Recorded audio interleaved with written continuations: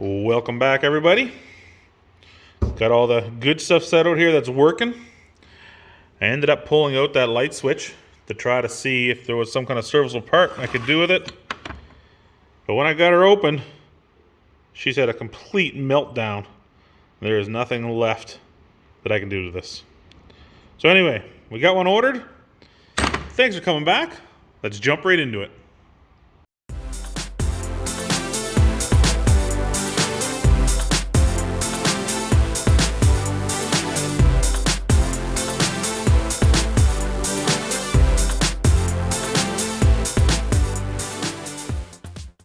Again, welcome back, everyone. We are on the 64, and I am going to strip more off this dash. Actually, I'm going to try to get most everything off. We're down to the stainless steel and the chrome parts. I also want to remove the squishy part of this dash. I'm going to try my hand at resurfacing this, and also the top bezel or the top plate. You can see underneath it's nice and soft, and I'm going to try get this whole thing off to see if I can recover it. It's all in one piece, but it is faded bad. And I also need to get the inserts out of here as well too, because these will end up being painted again. And then once that's all done, she'll get sanded down because this dash is going gloss black. And here we go. It is completely bare. There's nothing else left to come off this front dash. Now inside here, actually the whole thing is in excellent shape. Inside here, there's just a little bit of surface rust where this was never ever covered from factory. You can see a little bit of blow through here from when they're painting the other side, but never has there been a coating of even primer put inside it. This is all just bare metal. So I'll end up going through with a brush, brushing this off a bit, just getting anything loose. And I am going to come in with a rust primer just to seal it there, and a little bit of surface rust that's on there, help convert that back into usable steel to try to slow down the rust in the future and hopefully preserve it a little longer. So as I had mentioned before, the car itself is going to go gloss black, continue on with a white, not this bone white, continue on the white stripe, and then of course the white carrying on inside the dash panel here from the radio and the stereo and the cluster and up in this panel. I was really hoping I could get this panel off, but it actually is the only part that is spot welded into this thing. The top half and the bottom half are all bolted together separately the whole way through, except for this panel is spot welded every 2 inches, and this one panel ends up holding both halves together. But like I said, this is scuffed up and got some scratches in it, but there's not one dent or one rust hole anywhere in this whole dash assembly. So I think resurfacing it and painting it up is going to be easy. The only thing that's getting painted is from the bottom around to these holes. Basically, that's it. Everything else on top here is covered. Then of course, this will go white, but this gets a strip with the cloth that comes over it right into here tight, and everything else will be covered in a type of, I don't know what you call it, faux leather or vinyl. And I'm going to try my hand at stretching vinyl over that dash. There we go. That is everything done on the dash that's going gloss black. So I end up going over it. Actually end up doing it in 320 was the last coat I put on there. There's a few spots that I went through here, but I feathered it out and there's no edge that I can feel at all. Now I am going to put down a red oxide primer, which is kind of a high build primer as well too. That'll cover up some of the small scratches. Then we'll go over it with 320 one more time just to make sure. Now of course all in here and all this top, none of this gets touched. That's all going to be covered with vinyl. The only other thing, this will be done in white of course, and I'll mask that off and paint it separately when I'm done. Now this edge here, the cover of the dash, the vinyl of the dash only goes actually just behind this, just a little bit. So I did sand in here as well. I need something smaller to get in this very edge of this corner. There's a little bit of surface rust in there. So I just got to get that little edge right around, because you're going to see this little piece here. This is actually the vents where the air blows up through the dash. through the windshield, you're going to see about an inch of this, I don't know what you call it, rib, or the bolt-on portion of the dash where it goes to the firewall. So I do got to get in that edge, get that little bit of surface rust off, and then there'll be a strip painted, a nice gloss black along here as well. Well, a week, almost 2 weeks have passed, and I've been making some progress. As you can see, I've got the painting done on the dash, and it has turned out absolutely unbelievable. I had it sanded down into that primer that you saw. Then I got 3 layers of base, a couple layers of clear coat. This was a pain in the butt, sanding and cleaning in all around this. And then we got the parts for the dash, the small lip here. But I tell you, this thing turned out flawless. And it is hard as a rock. So I have been hard working. Work is busy. Really hoping hay season comes here soon. And I haven't been videoing a whole lot. But this is the dash. And this here was the worst part. This is where all the flaky rust was that was going up against the windshield. So it was kind of hard to get in here. But I ground in here. I got a good coat of primer on it. And on this part, I've actually laid in about 5 layers of top coat. And it actually turned out really good, really shiny. I wasn't so much going for the perfect finish as I was just a shiny, thick finish. So when I clear coat it, I don't have to worry about the sun from the dash shines the window.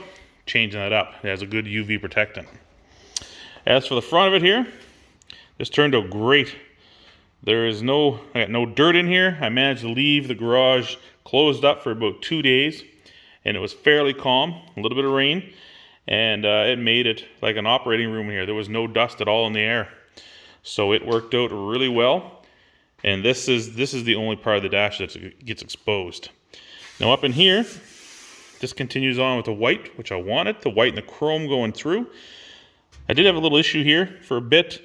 Some of the glue that held on the nosing that goes over here. When I was washing this down with the thinners, a little bit of the glue got on my rag and I kind of rubbed it in there. So I ended up having to go over this a second time to try to get rid of the fish eyes, because it popped right through all down the edge. So it was a bit of a bugger, but we got her. And we got a couple other parts that belong to the dash. That's the part that goes around the steering wheel, which is still in there and holds it up. And then this piece actually goes above the cluster itself. Now I've gone through the cluster here. Again, sorry I didn't video it, but all I've really done here is I've gone through, cleaned up all the connectors. I've got all new light bulbs installed, double checked everything. Working on the clock and stuff that's in here as well too. And you saw that, I got that working. And then of course onto my shifting assembly here for the push button shift. And I pulled out all the chrome, and I've been polishing chrome for days on end. So over here is my nice little pile of polished stainless steel and chrome. Now this has just been done kind of rough. I'm only down to about 2,000 grit right now that I've worked on this. So this will get a fine, like a 4,000 metal polish before it's done. Because we have some chrome, we have a little bit of tin, and then we have stainless steel as well. Now the stainless steel turned out pretty good. There's a couple dark spots where it's stained, because some of the mold on this thing, or the moss, man, it was thick. But for the most part, for something that's been sitting for so long, for almost 50 years, it turned out absolutely amazing. And of course, I got all the knobs and controls, got them all polished up and shined up as well. And all of them are all ready to go. So I did get a few parts here for my electrical system. Got a couple switches and knobs. Now, another update, another thing I was doing was the wire harness for this car. Now this is the complete wire harness minus from the dash back to the rear lights. I went all through this. I've actually run this all, and I had it all hooked up, and it was getting hot, and there was a short, and I ended up finding the short. It was actually in this end of this cluster here. It was cut through where a positive was touching a negative, just causing it to heat up a bit. but I was only touching by a couple wires, so it just slowly melted through them. But I did get the wiring diagram and schematic for it, and I've gone through and I've labeled everything, and I've traced everything from the cutoffs for going to the rear lights right to the fuse box. Everything is good and everything is working. Now I've gone through and I've replaced the resistor, picked up a resistor. This is my alternator regulator, and there's a few other things that I got to get here as well too. The switch for high beam, low beam, right here. These are the ones that are foot activated. I do have one. It's hiding in that box right there. But the wiring harness, where it was going through to the floor. Now it was sitting against the floor, and just the years of water getting in this vehicle because it was in the woods, and also the mice completely destroyed that harness all the way to the back of the car. So I did have to completely cut it off. I do have to find some new plug-ins. They're only 8 wires. They're 2 rows of 4. And you can see how corroded these are inside. And even from factory, these things are physically sitting on the floor, right where you put your foot. They're basically right on the floor. So all the water, all the rain, salt from the roads is just causing these things to corrode over time. So I cut them off about 6 inches up from the plug. And when I do my new plug, these are going to be about 6 inches off the floor. So the plugs will be nice and high, not exposed to any of the moisture. And hopefully, I'll never have an issue with it. Not saying I would have had issue with it before, but it's just something that I really wanted to get taken care of. Now for some updates inside the car here. I'm picking away slowly at the sealant here. The bad news is floor pans came in and floor pans are going back. They are no good. They do not match this car. They're at least 4 to 5 inches too narrow. I'm going to say that they're actually for A body.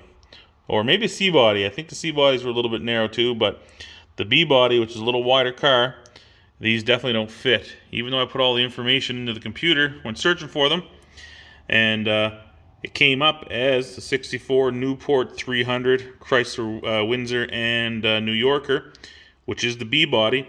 The ones that came in the box, I'm sure they're for like a Valiant or maybe a Fury. You know, they're a much smaller car. Now another thing you see here, the heater box has been completely removed from the dash. I pulled it out along with the fan to get a better look at it and to clean it up. So here we are with the fan. I yanked this out, and other than being a little rusty, it wasn't too bad. I just gave it a quick brush down and got rid of some of the flaky rust. But the fan turns smooth. It turns really smooth. Now I just threw a little bit of the rust stop paint on there because this actually was bare steel inside the box as well too, and the cowl. So I just had to clean it up a little bit, and hopefully this will stop her from rusting. But if we put her down here, get some power going to it, we got a smooth running fan. Now that is the low side of the fan. It does run through a resistor, so it's a 2-speed fan. If we put it the other side, she cranks, man. And there's like almost no vibration in this thing at all. Now when I first started this up, it did make a little squeak, which was to be expected. It's been sitting in the car for 50 years in the woods. But I was going to take it apart to try to clean the brushes and that, but man, I cannot get these screws out. I've had the big flathead screwdriver on it with a wrench on that little bit of a blade, and I was afraid I was going to just snap these off, so I cannot get them out. So all it did is run contact cleaner in through the armature, blow it out with the air compressor, and then inside here there is one bushing that the fan rides on in this frame. Put a little dab of WD-40 in there and a little dab of oil, and I ran it for about 10 minutes, and all that sound went away. You can hear that, there's nothing. And it turned out beautiful and still works great.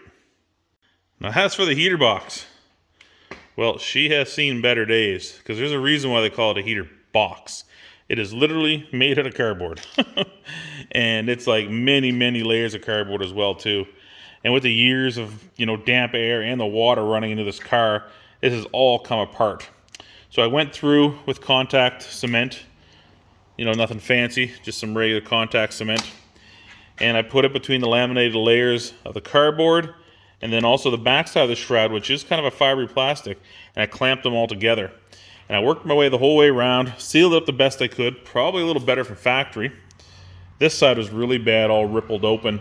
The air was just coming out everywhere. And then what you see I have on here now, this is a paintable, flexible silicone. So this will help seal everything up. It's sealed up a little better than it was from factory, because this thing is literally stapled together. So I cleaned it up, stapled filled all the seams, and hopefully going forward, we'll have some better airflow coming out from the vents. So either going to my feet or using the top vents, where they at here, on here, to defrost the front windshield. So all in all, it hasn't been not a lot of big bumps in the road, just a couple little ones here and there. But things are going great. There's a lot of tedious little things here that, I don't know, I never got to videoing. And I'll be honest, going on YouTube here, I've been having issues uploading. And I don't know if it's YouTube itself or what's going on these days. And every single thing that people seem to do gets flagged. TikTok, I'm here every day, get my TikTok videos out. And even then, there was a couple of days that I couldn't upload. But it does make it much easier for a small little video. But this little stuff here, all this tinkering stuff, it's kind of hard to video while I'm doing this. It's in a small area, especially when I'm working up in there. But once I get into the real meat of this thing, welding in and cutting in this floor, putting these panels, really getting that dash in there, the engine, the bodywork, that's where YouTube's going to shine, I hope, because they're going to be long videos, they're going to be big videos, and I think it's going to be exciting. So anyway, everyone that's joined the channel, see another 25 people here in the last little bit, and the people that stuck around, your patience is greatly appreciated. Love having you guys here. If you haven't subscribed, why don't you go ahead and drop a subscribe there, maybe a like on a video, and we'll all catch you again later. Hope you guys have a great week.